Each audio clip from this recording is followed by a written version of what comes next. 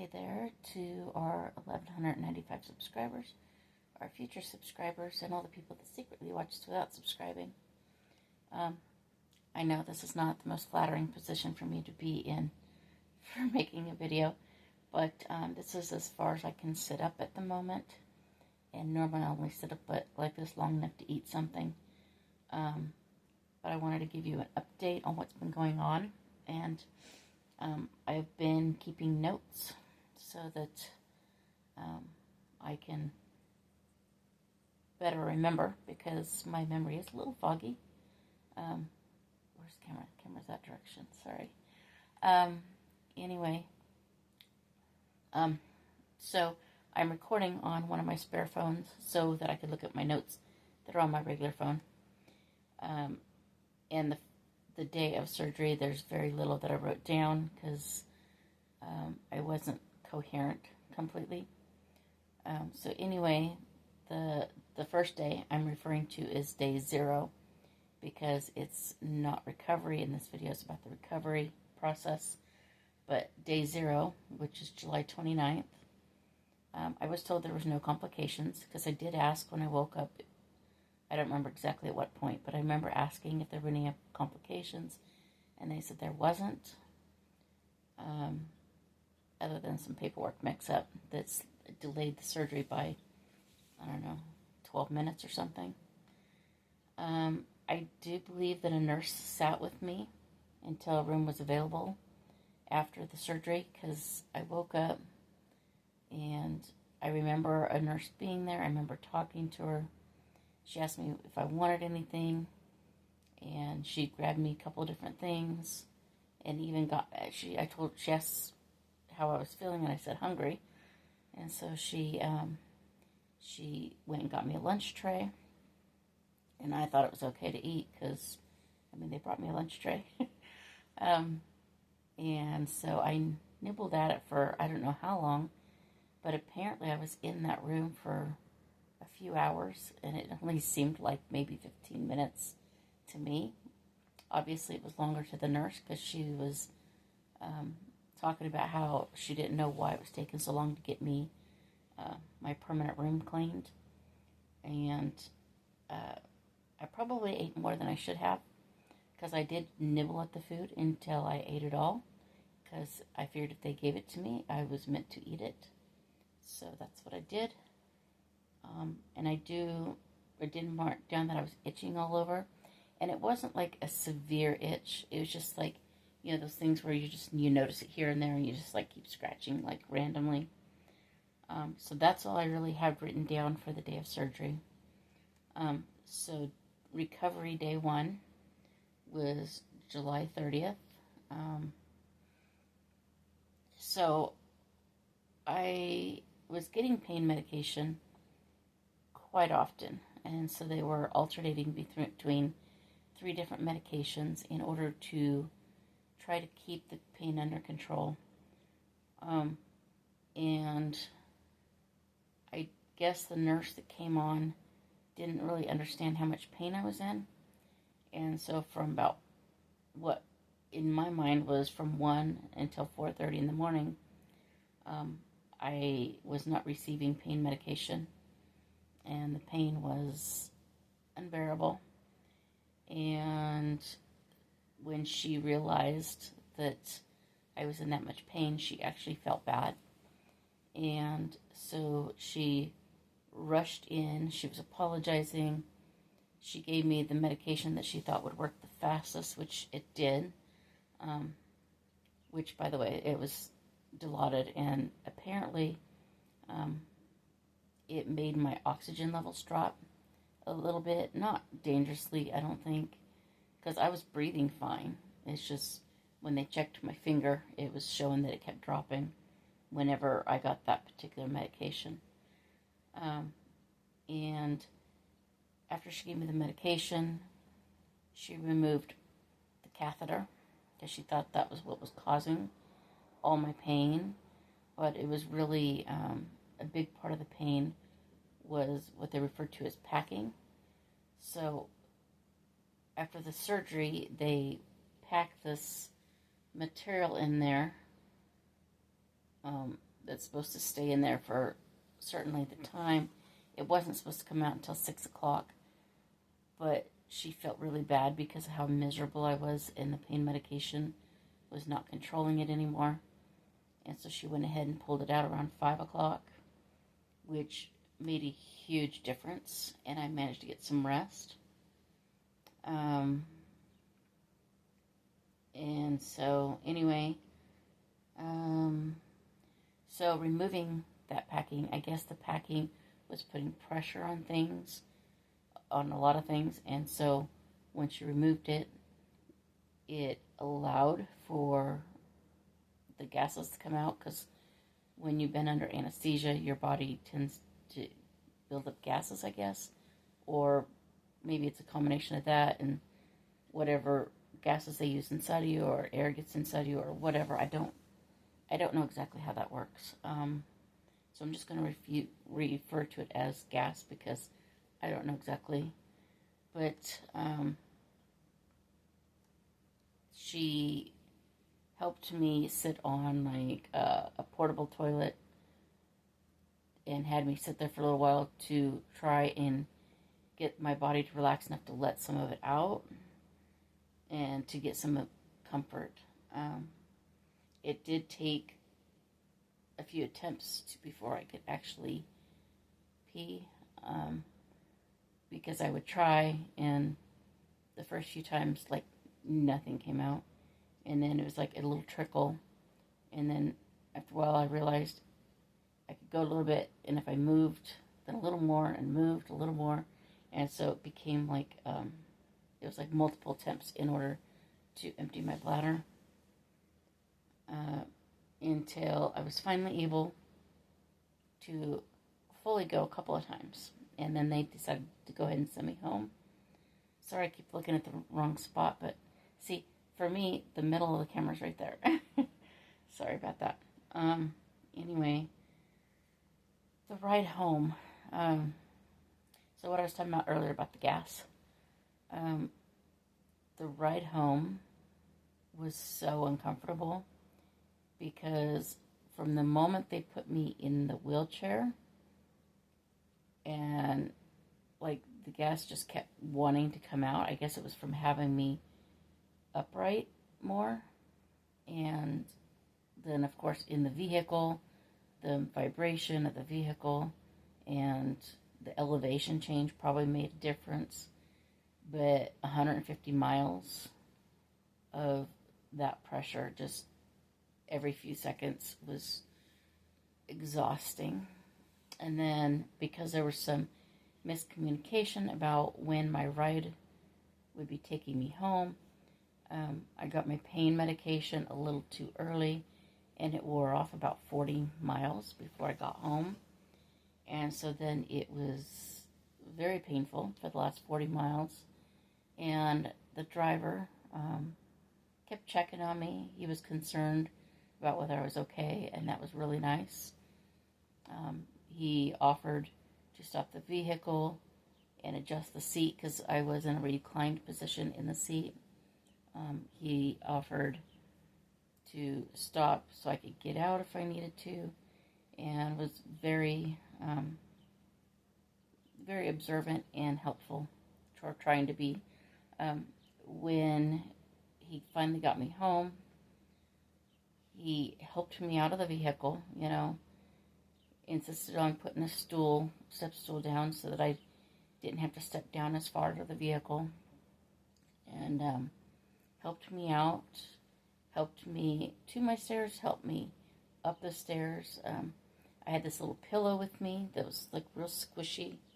It's in the other room right now, but I brought it to go between the seatbelt and my stomach so that the seatbelt wouldn't be across my lap directly. And so he put that against my back, because I wouldn't hold on to him, so he put that against my back and walked behind me to make sure I didn't fall. Made sure I got inside, took my medical boot off me, and then he was turning on my swamp cooler, offering to adjust my fans and turn on my AC and get me whatever I needed, which was pretty cool. And throughout the rest of the day, let's see. Oh, when I got back home, I did take the medication I had at home and got the pain back under control. Um, and itching was very consistent throughout the day. Um, Not intense itching, just kind of annoying itching everywhere. Um, so, recovery day 2 was July 31st, and about halfway through the day, I was finally able to pee more normally. Although I realized this morning that what that means is basically if my bladder is full, then I can go in there and let it all out. If it's not completely full, then I still have to do the thing where I do a little move, and so until I get into the right position, and then it'll come out. So obviously at that point, my bladder was full a couple of times, and so I was able to completely empty my bladder, which was nice. Because honestly, before surgery, I couldn't do that. The pain was easily controlled with medication until I got the bright idea that I might not need it, because, yeah, I was bright. Then it took effort to get it managed again, and so I was in a lot of pain waiting for the medication to kick back in. Still had itching everywhere. I thought my bowels were ready many times, but it never happened. I was still experiencing gas pains and what felt like bloating, but because I was having gas that was passing, I knew that my bowels were functioning somewhat. They were just really, really slow because of the anesthesia and the narcotics that they had me on, and so things were moving really, really, really slow. And so yeah, by the end of the day, I was just really uncomfortable because my body wanted to have a bowel movement and could not. Recovery day 3 was August 1st. I believe that's yesterday, yeah. Okay, so I had a miserable morning. Very miserable. I wasn't able to pee because my first bowel movement was about to come out. It was like right there at the opening, and it wanted to come out, and I couldn't push it out because they don't want you pushing, because I have stitches in several places, and so I could not push it out. And really, that's not a healthy thing to do anyway. You should never force a bowel movement. And at that time, I was regretting eating solid food over the previous 3 days. So you know, that was temporary insanity, thinking that. You have to have the protein and the fiber and everything and all the nutrients in order for your body to heal. So try not to regret eating food. You have to eat the food for your body to get better. Let's see, at 11:20, I finally had a bowel movement, and this was like the most insane thing that I've ever felt. Like, it was, I don't even know how to describe it. I know no matter what I say, you're just not going to grasp exactly what I'm explaining, so I'll just do the best I can. But for those of you that have had babies, and after you've pushed the baby's head out, and then your body just automatically wants to push the rest of the baby out, some people it works that way, some it doesn't. Well, that's kind of how the bowel movement thing went. I had zero control over it. I honestly assumed that I looked like I was possessed because I felt like I had no control over my body at all. And it felt like I was a passenger inside my body, and that my body was just taking over. And it took about 4 pushes to push it all out. It was a lot, and afterwards. I felt better, but I did not feel any of the pushing happening anywhere around my abdomen, which was nice. It did not feel like it was around any of the areas where I had the surgeries. And so that was a relief. And I don't know, like, I really honestly had no control, so I couldn't have stopped it if I wanted to. I did not have the ability to do that. I would guess my body would have pushed a fifth time, I probably would have fainted, just to be honest. It was intense, and I felt a million times better. And the amazing thing was there was no bleeding, no injuries that I could tell, no bleeding from any of the surgeries, from what I could tell. And so I decided I was just going to relax for a while.